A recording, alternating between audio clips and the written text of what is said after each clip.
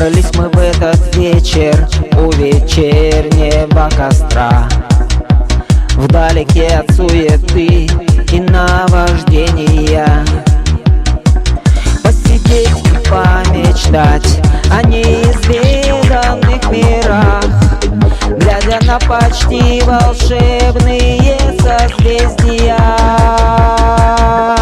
Как это порой не странно, глядя на костер, друзья, когда искры улетают в небо синее, почему-то возникает впечатление у меня, что за нами наблюдает вся вселенная. Оранжевый костер согреет нам сердца, он приглашает всех, кто верит в чудеса. Забудем в эту ночь заботы и печаль, он